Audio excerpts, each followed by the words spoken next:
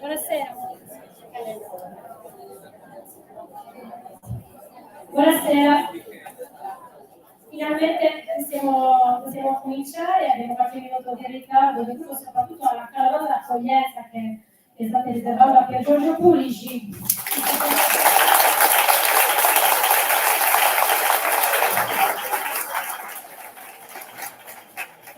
Tra un attimo sarà di quello. Nel frattempo ringrazio la Fondazione di Sardegna che ci ospita, oltre a cofinanziare il Festival Letterario Etura, che è finanziato anche dalla Sessualità della Cultura della Regione Sardegna e dai tanti comuni che prendono parte a questo festival diffuso. Ringrazio la libreria Miele Amaro che ha portato i venti dei libri di Pier Giorgio. Non vi preoccupate perché quelli che sono già finiti ma li sta riportando da mia mano, quindi nessuno andrà via senza una copia e senza una verica. Ringrazio Federica Musu che anche per questa occasione ha accompagnato il Giorgio. Oggi presentiamo Stella di Mare che è arrivato proprio oggi in tutte le librerie d'Italia, quindi una novità non è caldo di stampa, possiamo dire, no? Non è fresco. Quindi è un grande piacere e soprattutto perché Pier Giorgio ormai è una superstar, è una gloria nazionale che dà lustro alla letteratura sarda, quindi è veramente un piacere anche personale, insomma, oltre che come associazione avere anche oggi dare il battesimo alla sua nuova opera. Sta firmando l'ultima copia. È di straforo questa copia, lei non è troppo buono questo autore, non è come me, che sono invece notoriamente attivissimo, Via Giorgio. Non vi preoccupate, il primo copia continua dopo, lascio la parola a Federica e a Giorgio. Grazie. Buonasera a tutti, buonasera a tutte, benvenuti. È una grande emozione, non lo posso negare. Immaginavo ci sarebbe stata molta gente, non possiamo anche abituarsi, però veramente è un'emozione bella, ma è una grande emozione. Grazie. Grazie a Francesca, a Liberos e a Entura che mi permettono di dialogare ancora con Pier Giorgio. Grazie a Pier Giorgio che ancora si fida di me. Vediamo. Benvenuto a Pier Giorgio, un applauso.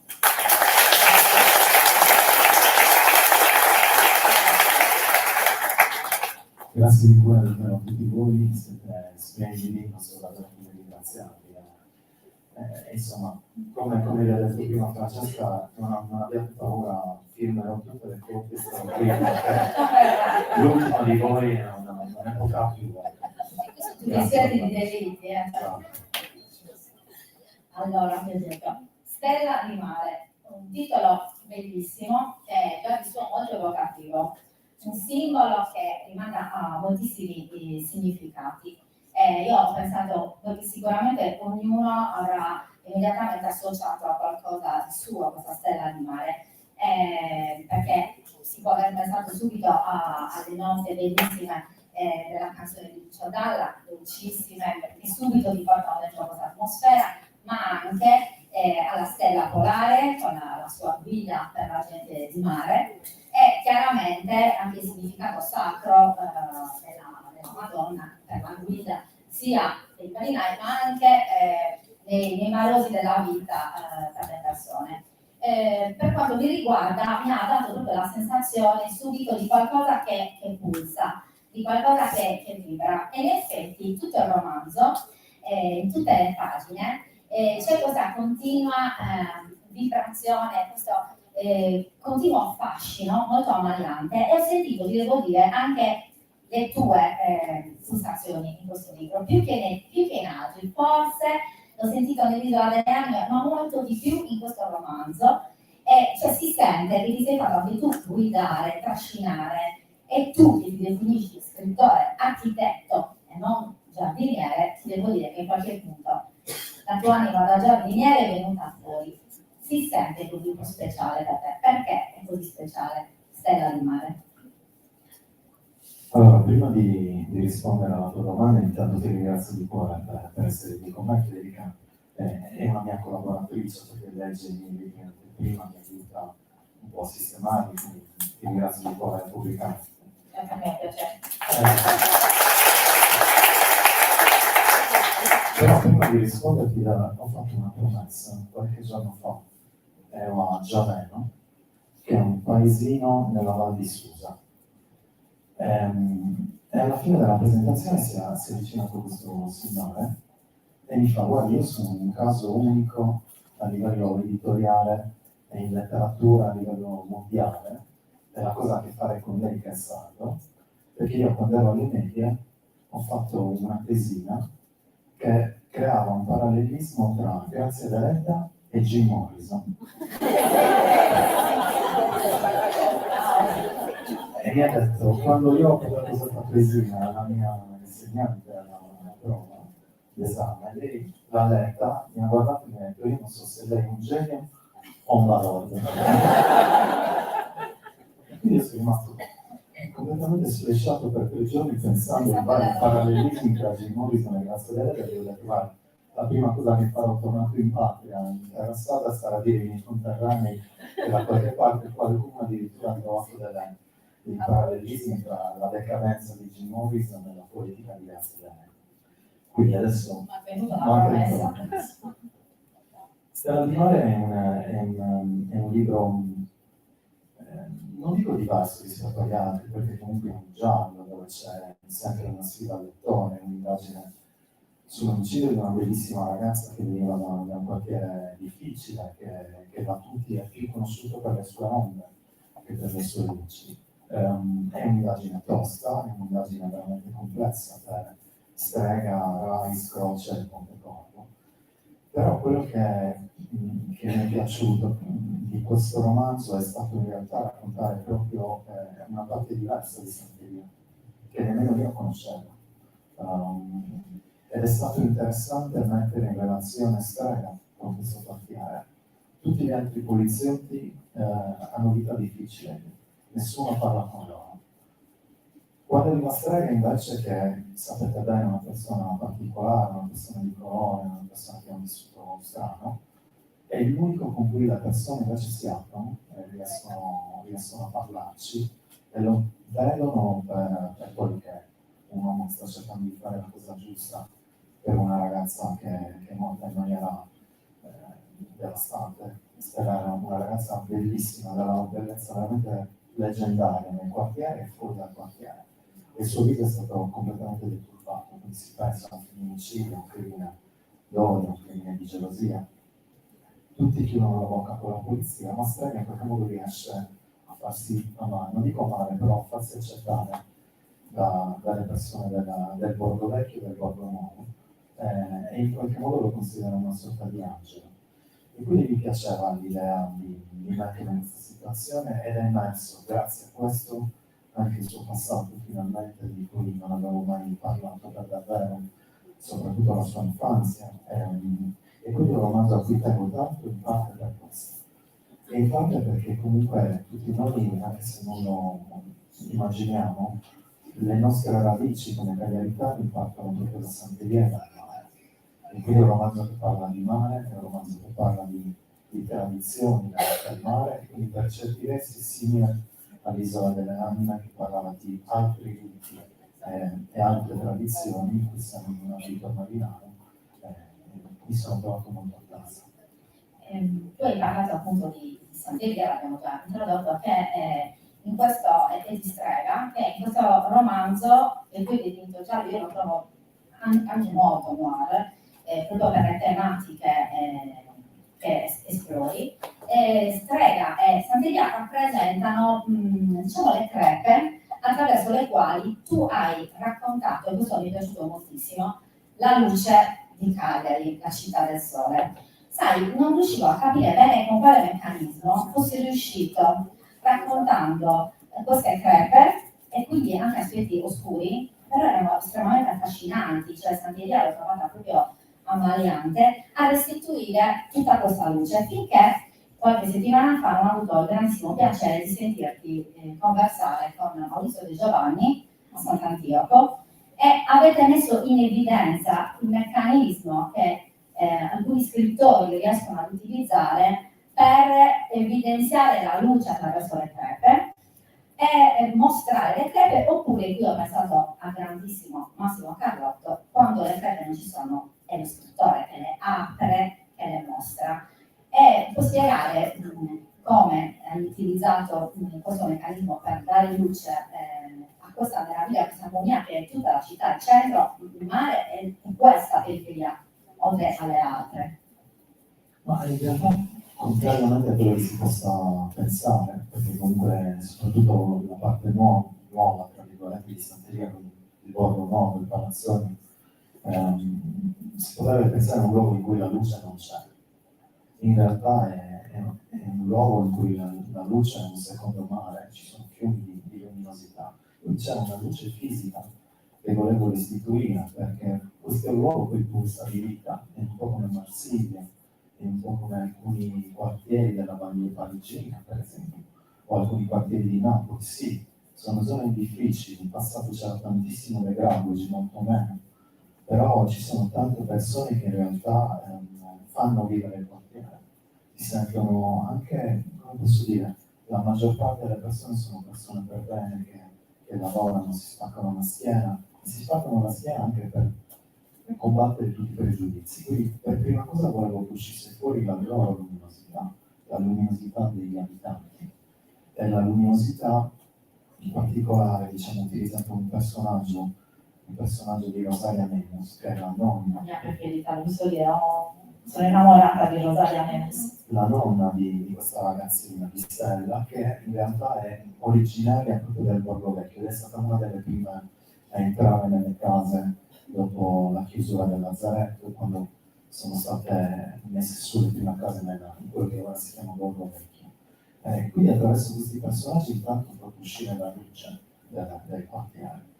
Poi quello che dice è vero, il noir cerca di fare quello, si pensa sempre che sia un genere estremamente oscuro, ma in realtà quando poi tu evidenzi le tragedie, evidenzi il buio, devi compensare, perlomeno io cerco sempre di compensare, nella sua più di Jean-Claude Tissot, di compensare con un'umanità più forte, più marcata, più viscerale.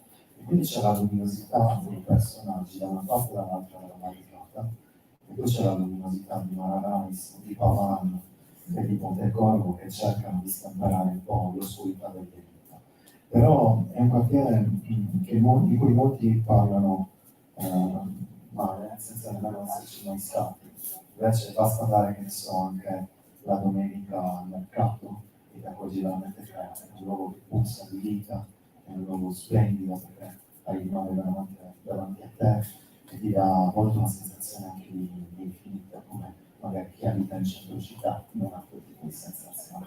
Quindi mi piaceva un po' l'idea di abbattere un po' di pregiudizi. Poi chiaramente è un quartiere difficile, chiaramente c'è la malavita, in questo romanzo è forte la presenza della malavita locale, però era giusto anche rendere onore alla luminosità e alla poesia di questo mondo. Sì, l'umanità io l'ho trovato estremamente proprio affascinante. E poi mi ha affascinato anche il tema proprio delle periferie, il fatto che la letteratura ha aiutato a avere questo stigma nei confronti della periferia, un tema che oggi è molto attuale nei recenti fatti di cronaca, però il tema delle periferie è attuale da almeno 20 anni, se non di più. Io ho ricordato leggendo il tuo romanzo una bellissima attenzione per le periferie di Renzo Piano, il nostro grandissimo architetto, che nel 2014 aveva scritto un articolo di giornale su Sole 24 Ore che si intitolava, dal nome del suo progetto, Il rammendo delle periferie, e l'avevano proposto, per questo me lo ricordo perché sono insegnante, come traccia all'esame di Stato di quell'anno.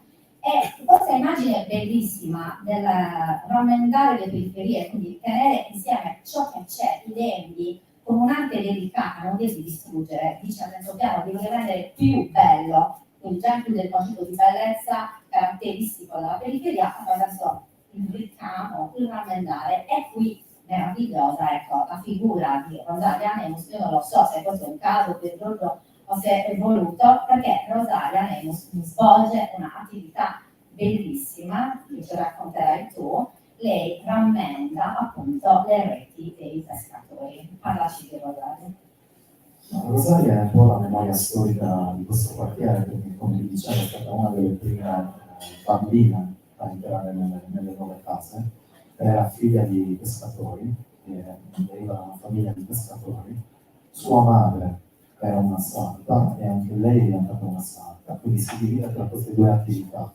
Quando c'è luce, cucisce, rammenda vestiti, abiti di tutti i generi, tutti nel quartiere portano dei vestiti da rammendare. La notte, quando non c'è più luce, lei invece rammenda le reti, perché è abituata a farlo la bambina con le reti del padre, e non ha bisogno della luce, può farlo anche a occhi chiusi, tanto è una maestria, tanto le sue mani sono levigate, distrutte, piagate dalla salinità delle reti pregne di sangue. È una donna estremamente sfortunata nella vita privata, perché qui ho cercato di ripercorrere un po' la storia di tante famiglie. I genitori, appunto, il padre era un pescatore, i fratelli hanno iniziato come pescatori, poi è arrivata la droga, è arrivata l'eroina, quindi non andavano più a pescare, non utilizzavano le barche per altri motivi. Quindi molti dei suoi fratelli sono finiti in carcere. Un figlio è stato ucciso dalla polizia e quindi lei è la prima a non parlare con nessuno, parlerà e cucinerà soltanto per strada.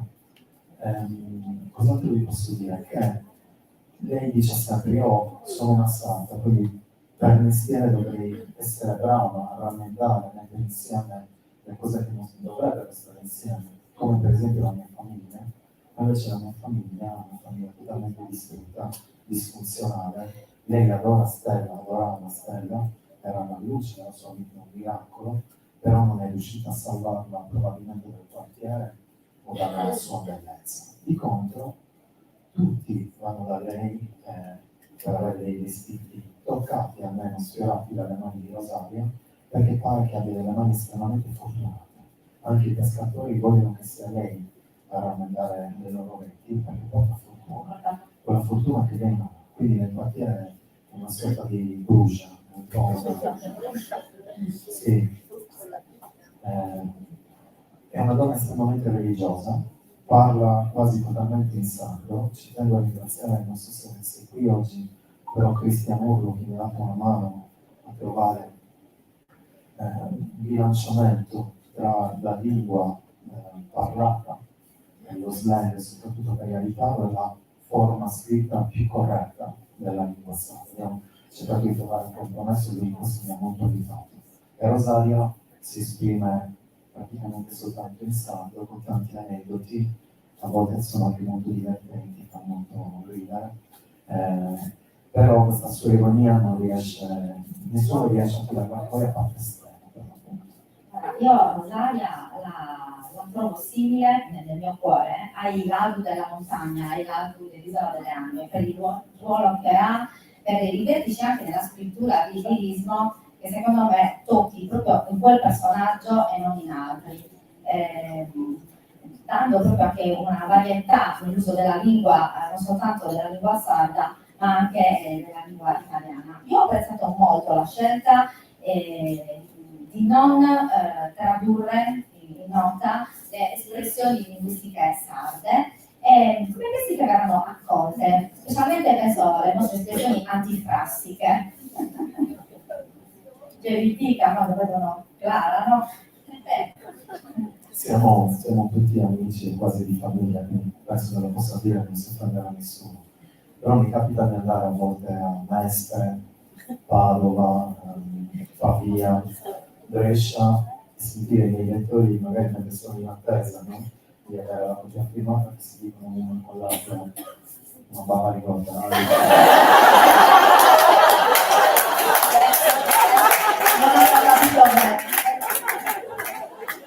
Ovviamente con un accento diverso. Quindi è un po' un rischio, perché effettivamente non so se abbiano capito la gravità Quello che stanno dicendo. di quello che stanno dicendo. Con un accento diverso sono anche più elegante, no? Però io sai, sto qua sostenendo queste cose, però al di là di questo. Non lo so, io è ormai dall'isola delle anime che ho scelto di non tradurre mai. Qua devo dirti la verità, ero molto combattuto perché c'è più lingua, non soltanto sarda, c'è anche il veneto di Campania, c'è un po' di toscano di Pontecorvo, un po' di milanese, qui siciliano di Palmano. Però ho sempre pensato che la lingua fosse cultura, no? La lingua è la canalità di un territorio, l'espressione di un territorio. Quindi, quanto tale, tutti i dialetti e tutte le lingue regionali parlano prima dei visceri dello stomaco, solo dopo il cervello. Quindi, a volte, anche se tu non capisci la straniera, la forestiera, esattamente cosa vuol dire quel termine, le percepisci con quell'intensità. Dal contesto magari riesci ad abbozzare una sfumatura di significato. E quello secondo me basta. A me piace questo. È anche in realtà una lezione ereditata da un grande maestro per tutte noi scrittrici e scrittori sardi, che era Sergio Anzeni, a cui ovviamente questo romanzo è un omaggio, così come un omaggio a Giorgio Todi, due cantori straordinari della nostra città e della nostra terra.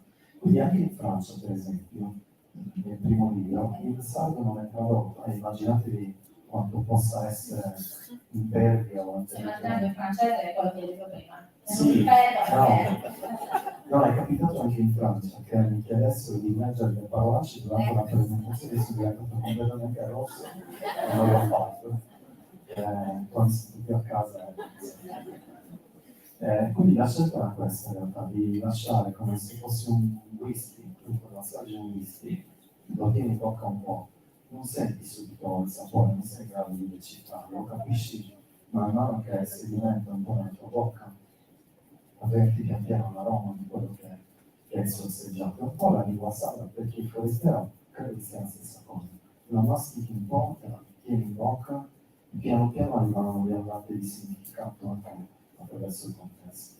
Ma poi la lingua, come dicevi, per dare l'essenza di un luogo, di una cultura, come il cibo, cioè anche quando Rosaria cucina, per chi non conosce quelle ricette, quei profumi, quei sapori, non è che li puoi spiegare, li devi immaginare, lì c'è tutto un universo di...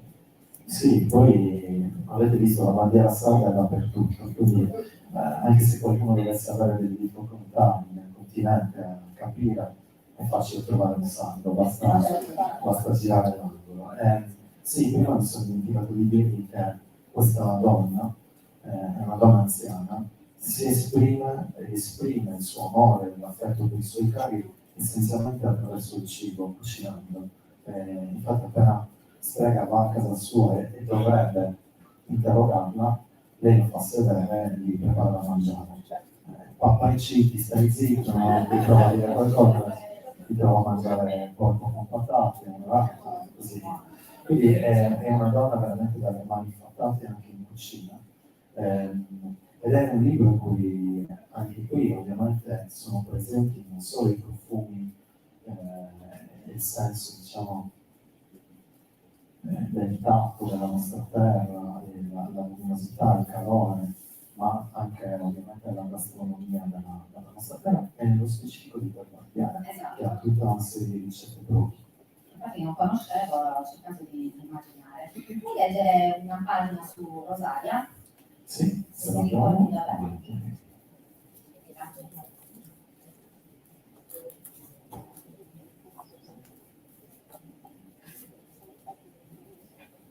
No, mi sono preparato, quindi... Dai, di fronte a un insegnante, a un maestro che non si è preparato.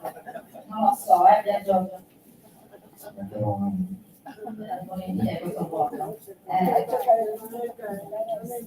Cercando la scrittura.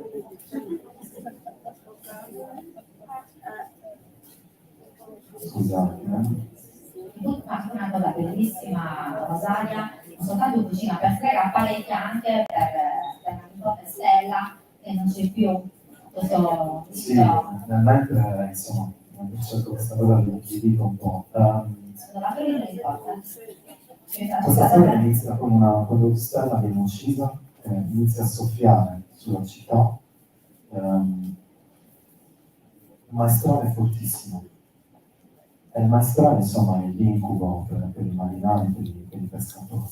E c'è una tradizione, che se, perlomeno una tradizione che conosce Rosario, se qualcuno muore in quel periodo, mentre sta soffiando il maestrale, si continua ad apparecchiare anche per il morto finché il maestrale non cessa di soffiare. Quindi lei continua in realtà a cucinare e ad apparecchiare la tavola per la nipote fino a quando il maestrale passerà. Bene, immagino. Borgo Vecchio, Santeria, Cagliari. Nelle mani della donna, lese costellate dalle cicatrici per tutti i tagli provocati dal cordino della rete, si sarebbe potuta leggere la storia di quel borgo, perché Rosaria Nemus rassettava le reti dei pescatori da quando aveva 10 anni. Era stata sua madre a insegnarle quell'antico mestiere e ormai era l'unica nel villaggio ad avere ancora quell'arte nelle mani. Al calare del sole smetteva il lavoro di sarta, dato che gli occhi ormai erano troppo deboli per continuare a cucire alla luce artificiale, e si sedeva nel cortile dietro casa, dove gli uomini le lasciavano le reti. Zia Rosaria avrebbe potuto praticare quell'attività anche al buio, perché dopo 68 anni, passati ogni sera ad armare le arezze, aveva assorbito a livello subliminale quell'operazione.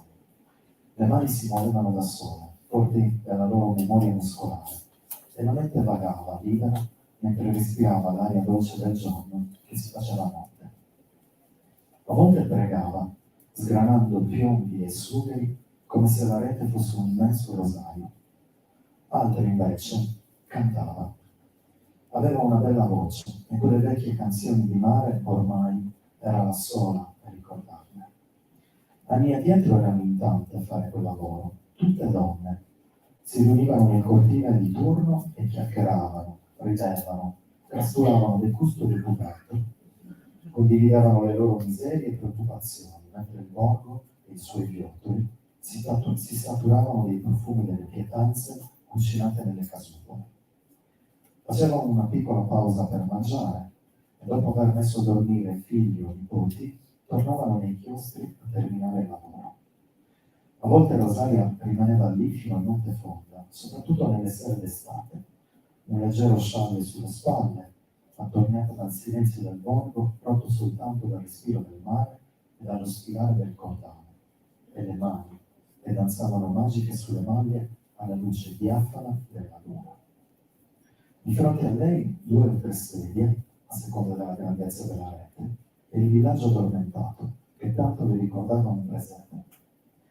A volte non pensava di cucire trecce piombate, ma immaginava di tessere una treccia infinita ai morbidi capelli di una delle sue nipoti. Era un modo per allontanare il dolore dato dalla salsedine, di cui le corde erano impregnate e che le corrodevano le dita ferite. Quando era più giovane le fasciava per preservarle, spaventata al pensiero che diventassero come quelle della madre, tozze, artritica e deturpate dagli sfregi delle corde ruvide.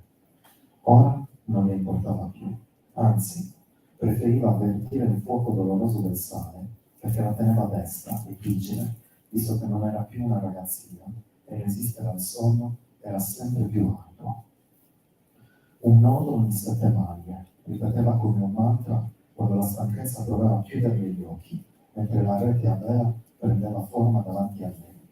Un nodo ogni 7 maglie. Negli ultimi anni c'era molto meno lavoro.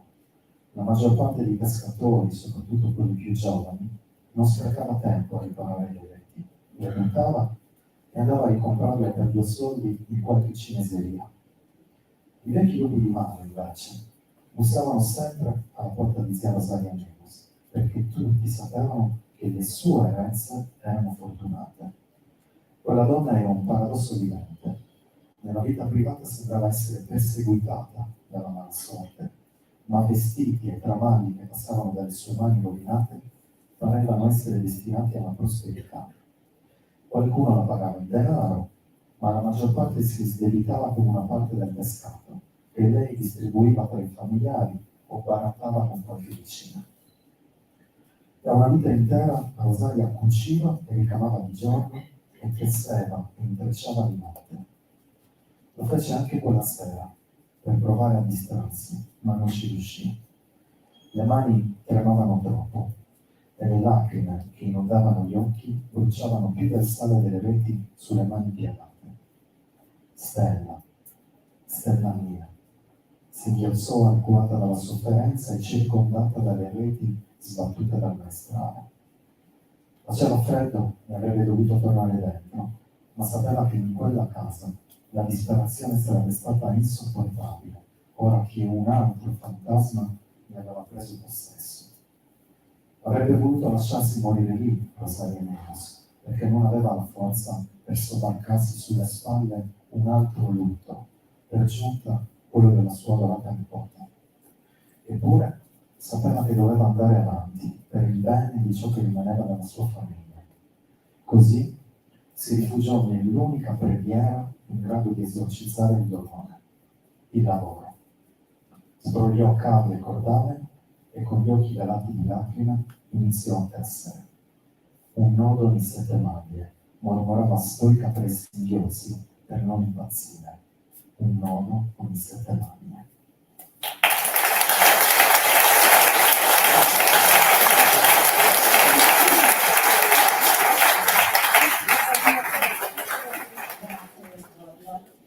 Allora, il libro è pieno di spunti di riflessione, secondo me anche molto, molto importanti, però prima di affrontarne altri posteri, buttiamoci un po' sull'ironia, perché un libro ormai ci hai abituato alla posteri dell'ironia, in cui comunque ci si diverte moltissimo. Come sempre, vabbè, c'è Mara, che la voglio a fare, ma vuol dire da ridere, ovunque, la scena del crimine fa sempre ridere, sembrano tutte pazzesche. C'è Clara che sta venendo fuori in maniera sempre più forte e sono contenta perché io lo devo dire, all'inizio Clara non la sopportavo, ma non per altro, perché è molto gelosa, cioè perché rompeva questo equilibrio, proprio perché per me mare ed erano complementari, erano una cosa sola con Strela arriva Clara. Invece, lo dico, mi sta piacendo moltissimo.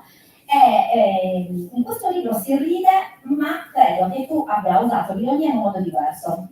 Poi per uno dici, magari non ho capito niente. E cioè, mentre negli altri libri serviva un po' per dare un po' di montagne russe emotive al lettore, un ritmo. A volte, nella libreria dei Gatti Neri, ma anche nella Settima Luna, lì è iniziato, che ho scoperto, a nascondere gli indizi nel momento in cui ridevi, ti vedono un indizio e tu sei già perso e non capisci più niente.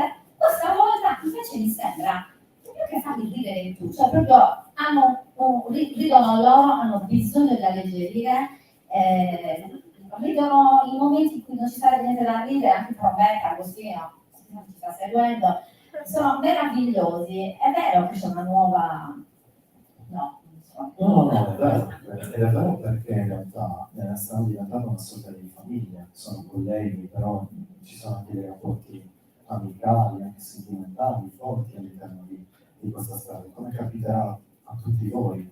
Al lavoro si ride anche di stupidaggini. noi non abbiamo a che fare con molte ammazzate tutti i giorni. No, certamente. Lì si vede un po' di più. Io ho conosciuto persone che fanno questo lavoro e le ho trovate la maggior parte estremamente ironiche, proprio perché probabilmente c'è la necessità di ridere anche del peggio, perché se tu riesci a ridere il dramma vuol dire che quel dramma lo devi attraversare e poi sorpassare. Loro, essendo diventati ormai, si conoscono meglio, c'è più confidenza, si abbandonano di più a queste battute anche per il gusto di ridere e di sorridere. E spero che sorridendo loro sorridano anche i lettori. Poi chiaramente l'ironia è utilizzata in funzione anche di stemperare alcuni momenti, è utilizzata soprattutto nella prima parte del romanzo, poi pian piano come la storia si capisce, è una storia che ha radici nel quartiere ma non solo, è che la storia... Attento a quello che dici, perché ho dei lettori che mi dicono No, la storia è più complessa di quello che si potrebbe pensare. Quei palazzoni che circondano il quartiere, diciamo che non impedivano comunque a questi ragazzini di avere delle vite, di andare al di là del quartiere. Quindi l'indagine si ramifica, diventa un'indagine estremamente tosta, anche sul piano emotivo, perché comunque Mara Raisa ha una figlia più o meno poco più piccola di Stella, quindi inizia a vedere delle cose, a vedere anche dei drammi familiari. La storia non è intanto un dramma familiare, è il racconto di una famiglia sfortunata che vive l'acme della sua mala sorte con l'omicidio di questa ragazza che per tutti era una speranza, tutti pensavano che lì a quel caso Riscatto, in qualche modo. il riscatto del quartiere, sì, il riscatto lì può essere un ragazzino bravo a calcio che diventa giocatore del Cagliari, un pugile, oppure una ragazza così bravina che riesce veramente a diventare Caterina Murino, per capirci. Questa cosa non è avvenuta, quindi c'è un dramma nel dramma, un dramma della disillusione del quartiere che, come dicevamo prima, da tutti è percepito come un quartiere difficile. Quindi l'ironia mi serviva anche per questo, per a volte stemperare quando ci sono picchi di umanità troppo forti, definiamola così. C'è un altro personaggio che è molto centrale in questo romanzo, oltre a Rosaria, che è sicuramente, evidentemente, Vito Strega. Vito ha una peculiarità, usiamo i termini giusti, che lo rende speciale. Vito, ormai lo sappiamo dal canto degli innocenti, sente il canto degli innocenti. In questo libro è proprio evidente, iniziamo a capire qualcosa di più dei motivi per cui sente questo canto, e diventa però quella che sembrerebbe una debolezza, una fragilità, una crepa, un punto di forza. Tu lo fai dire nel libro a qualcuno che lui impara, conosce attraverso il dolore. Io ho apprezzato molto questa nuova dimensione di Vito Strega, perché sai, c'è sempre un po' lo stigma nei confronti, come possiamo chiamare, della bizzarria dell'intelletto, della mente. Invece i comportamenti fisici bizzarri ci spaventano di meno. E invece con la letteratura tu gli stai dando forza e valore, stai togliendo lo stigma, diciamo lo stai facendo in maniera molto interessante, perché Vito è uno qualsiasi, ha un ruolo di responsabilità, non soltanto professionale, anche a livello di cemento, di collante della squadra. Sì, quello che finora era stato un po' nominato a volte, non mai spiegato nel dettaglio. Il canto degli innocenti qui viene spiegato veramente nel dettaglio, quindi si capisce che cos'è, che natura potrebbe avere questa cosa, come impatta nella sua vita personale, come impatta sul lavoro. E quindi credo che entrerete un po' di più nell'intimità del personaggio, perché è quel personaggio che da fuori sembrava molto perfetto, molto controllato, riconoscerete che non è così, è una persona normale, una persona con le sue debolezze, con le sue vulnerabilità, con questo grande problema, e però diventa in qualche modo, è diventato negli anni la sua forza, ma non è sempre stato così. Quindi lo vedrete anche bambina, lo vedrete crescere, scoprirete qualcosa di più sulla sua famiglia, di cui non ho mai parlato, per esempio. E non è finita in realtà questo percorso di conoscenza del personaggio, perché penso che lo possa dire, uscirà abbastanza breve un libro che è collegato a Stella di Mare, uscirà a marzo dell'anno prossimo, e la vicinanza è dovuta al fatto che la parentesi di Vito va chiusa in qualche modo, cioè quello che viene aperto, il discorso sulla sua infanzia, il discorso su alcuni suoi sentimenti, verranno chiusi non in Stella di Mare, ma in un romanzo abbastanza prossimo a Stella di Mare. Bellissimo. E poi anche la musica, si capisce perché era così importante, era quel tipo di musica per Vito, lo scoprirete leggendo. Ho fatto una cosa che non ho mai fatto, io non ho un'intelligenza musicale, ognuno la sua, ma proprio poca. E quindi ogni volta che leggevo i libri di Pier Giorgio tutti dicevano: ah, che bello, hai letto la musica che c'è citata in quella pagina. Io no, perché poi sono molto impulsiva, voglio andare avanti, mi interrompe la lettura. Invece l'ho fatto, mi sono messa alle canzoni che servono veramente per entrare nella mente, nella psiche di Vito. Questa volta l'ho fatto e adesso mi è piaciuto. Sto sviluppando la mia intelligenza emotiva, grazie a te. Volevo dirvi che non c'è soltanto jazz, ma per compensare un po' ci sono anche i cugini di campagna. Non sto scherzando. È vero.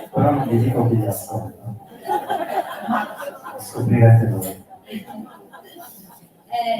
Non so, vuoi leggere qualche brano? Una parte divertente, l'unica tu se sai È difficile. se non vuoi ti farei altre due domande due temi che sono molto presenti nel romanzo e le anticipo appunto cerchi le pagine.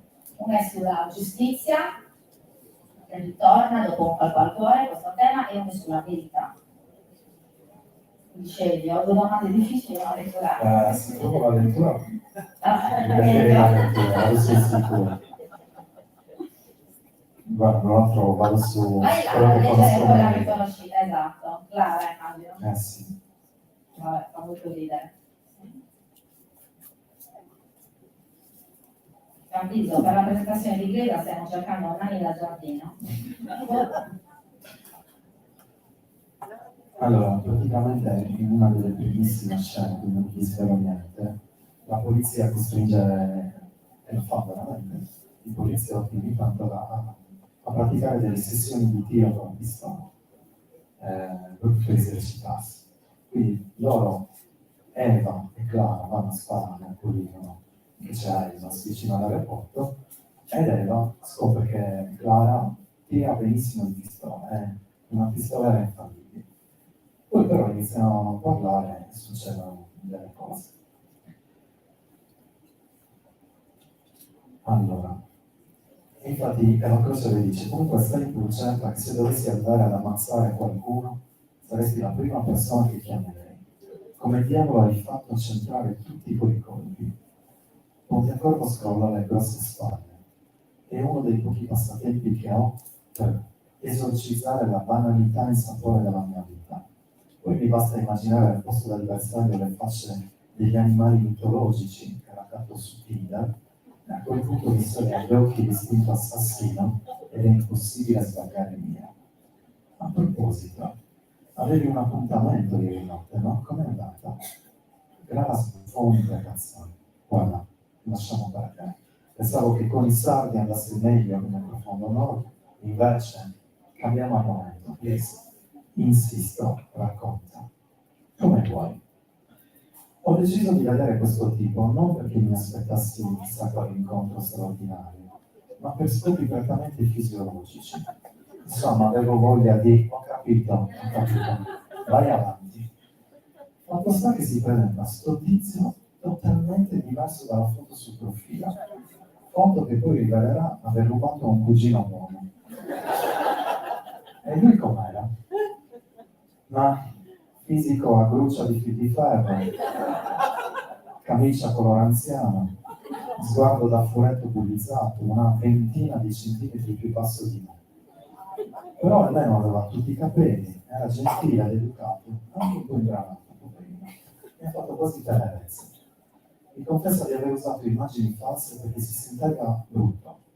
Gliela faccio passare, in fondo anch'io ho mentito sull'altezza, e mi dice che per lui non è un problema, anzi, gli piacciono le donne alte.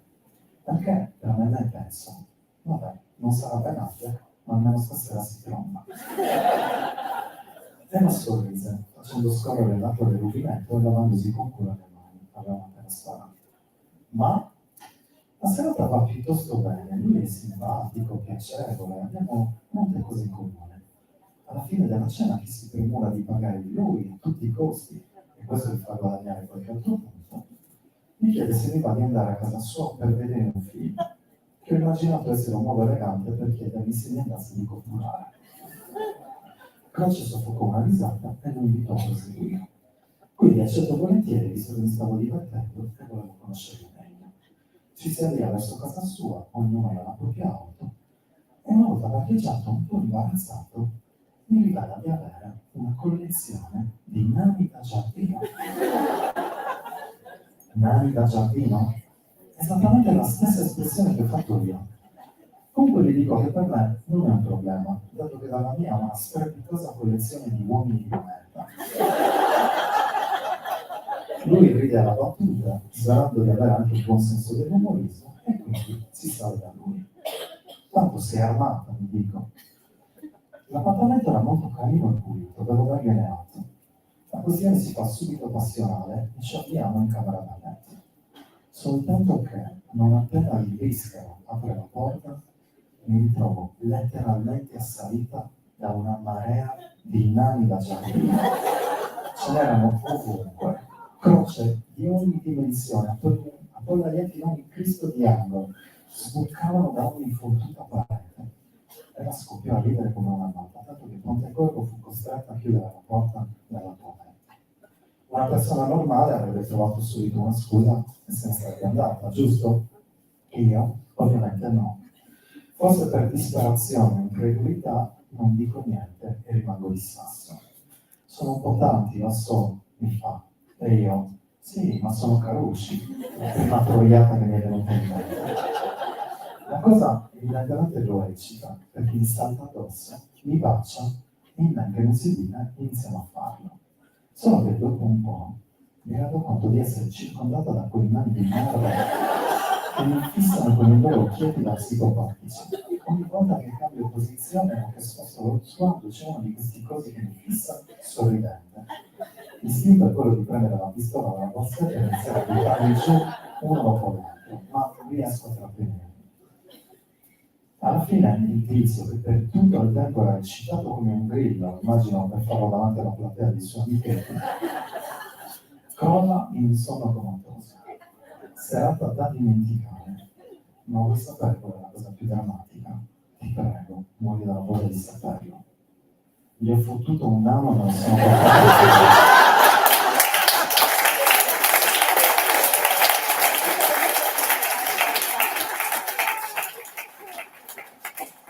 Ho guidato nella notte con un anetto sul sedile del passeggero a cui gli hanno detto di ogni. Perché mai, santo cielo? Per ricordarmi quando sono caduto in basso, Giovanni. Ora ho un cazzo di brontolo di ceramica sul tavolo della cucina che mi fissa severo quasi volermi suggerire di rivalutare le mie scelte di vita. È diventato il mio mentore. Due poliziotti scoppiarono a ridere. Quando un collega bussò alla porta del bagno, entravano dei concorsi. Ispettrice Croce? Sì, rispose Eva tornando seria. L'hanno cercata dalla mobile. Eva controllò subito il telefonino, realizzando che là dentro non c'era campo. La dottoressa Rice dice che deve andare subito a Giorgino, continuò il poliziotto in divisa. C'è stato un omicidio. Finalmente un po' di lavoro, commentò Pontecorvo. Già, sei pronta? Clara si asciugò le mani e annui. Nani da giardino, ripeté Eva ancora incredula, recuperando il giubbotto di pelle. Già, nani da giardino, psicopatici e omicidi. Benvenuta nella mia vita di merda.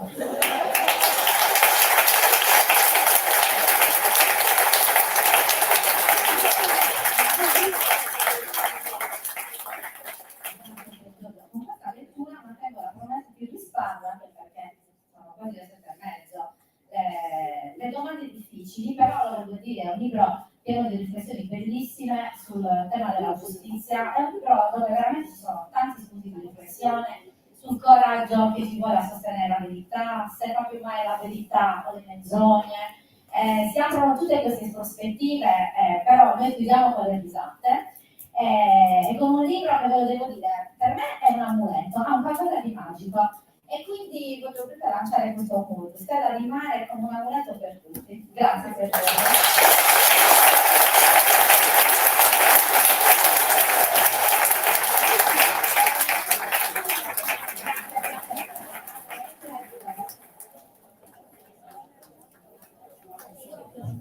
Grazie a Federica e a Pier Giorgio, grazie a tutti voi, soprattutto perché fate una fila ordinatissima delle veriche e sono sicura. Grazie ancora. Fine la prima.